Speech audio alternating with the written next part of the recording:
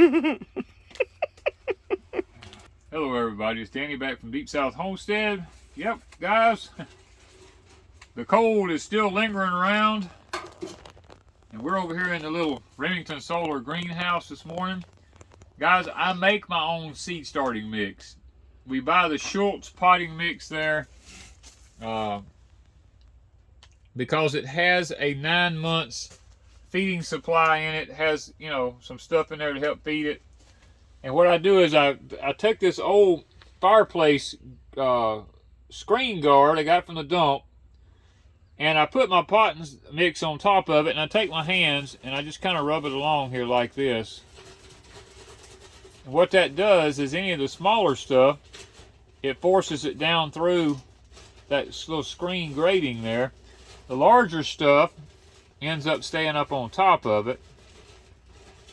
And what I end up with is a nice medium down below that I can use for starting my seeds in. I don't have all this big stuff, and I haven't spent a ton of money on that expensive seed starting mix to start my seeds with.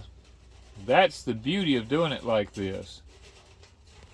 Now I may have put just a little bit too much on this, but I think we'll still be okay. And then once I get through, see all the big stuff that's left up here? It's not wasted. I mean, by no means. One of my pieces of bark fell off. Okay. And then when I get through, stuff like this, I don't waste it.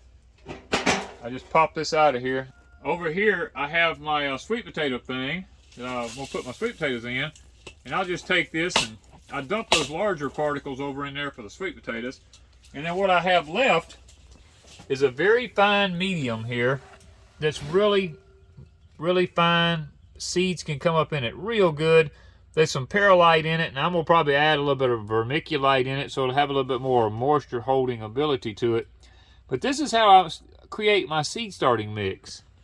Because guys, it's very mellow, has no big particles in it to prevent a seed from coming up.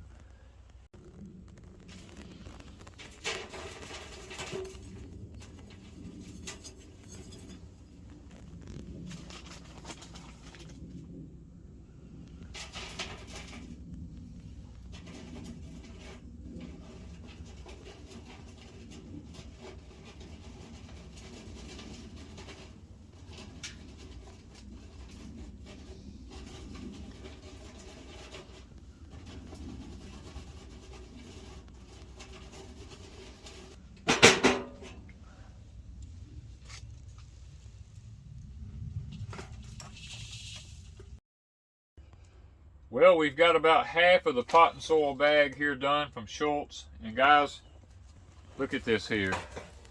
As we took all the big pieces out of it. Seed starting mix. Perfect seed starting mix. And there's a lot in here. And it's got time release fertilizer in it, so it won't burn your plants. We've got all that in there in half a bag. And plus the big stuff doesn't get wasted. It's going in with the sweet potatoes there. I know I usually put sawdust on top of them. But guys, why waste what we're taking off? Why not utilize everything we have here? And that'll break down and make good soil. Plus the fact that it's pieces of bark. When the sun comes up and starts hitting this, that stuff will heat that tub up pretty quick. So when we put our sweet potatoes in there. And guys, a bag about this size right here of seed starting mix is pretty expensive. And I've already got twice that much in here.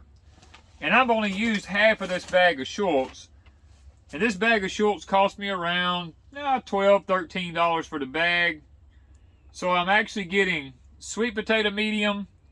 I'm going to end up with probably 3 bags this size or more out of it of seed starting mix to put in my Hoss tool trays up here for 12 bucks. To me, the little bit of time I spend here doing this is well worth it, because this has got little pieces of perlite and all that you can see in there.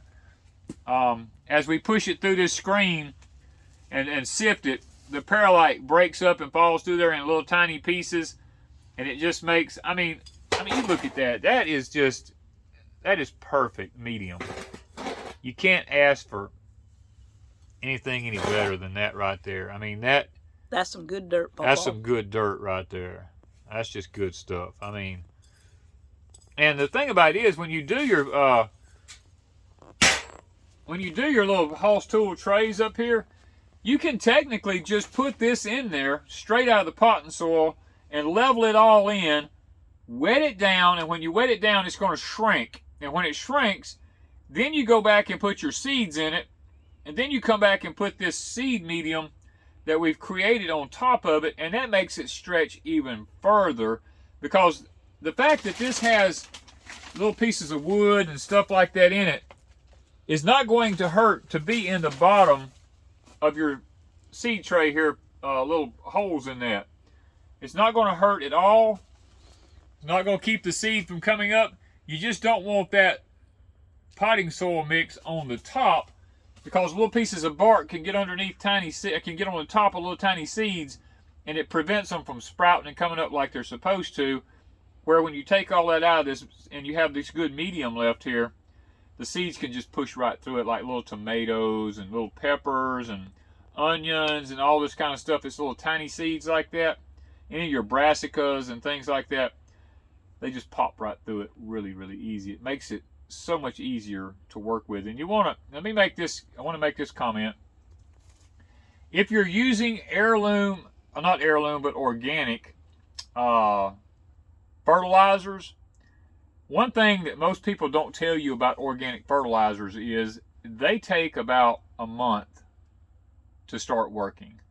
They have to break down in the soil, and you're not going to get any kind of immediate results from them. So that's why we tell people, if you're going to be using organic fertilizers, mix it in your soil about a month before you start to plant. That way you can get it right away when you put it in the soil. Your plants can take it up right away, because if not, you put it in there and your little plants just sit there. They don't grow, and people are wondering, like, what's wrong? I've got good organic fertilizer there. Well, it takes about a month for that organic fertilizer to decompose enough for your plants to start using it. That's the secret behind starting with organic fertilizers. And guys, when you're gardening like this, there's one thing that you can rest assured of. It all depends on what you do with the dirt. We're going to finish filling this bag back up after we emptied it, because we don't want our seed starting medium here to dry out, because if we leave it in this container here, it's just going to dry out. We put it back in the bag, and we can close the top back down on it. And we want to know about how much of the bag was actually dirt. Yeah, it was actually good planting medium versus the stuff we filled the sweet potato pot nearly to the top. And this way all the little green fertilize and time release fertilize and stuff's all in here. It's all in here. The perlite, all that. It's all broke down into tiny pieces too. Yeah.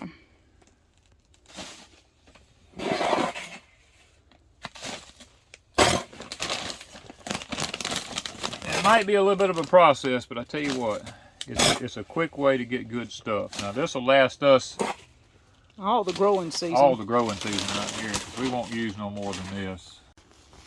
All right, so what we ended up with was over half a bag of the Schultz, a little over half, closer to 3/4, because it wasn't all the way to the top when we found it full. So probably 3/4 of the bag was good potting mix, and 1/4 of it went into the top of our sweet potatoes here, which is perfect because it's like a little ground up bark for the root system to grow into and be easy to pull out of. Loving that. So this right here, we'll close the top down on it, and this will give us enough seed start medium to last us the entire growing season. So we're excited about that. And for 12 bucks, I get 3/4 of a big bag like this full, and plus I get some to put in my sweet potatoes for $12.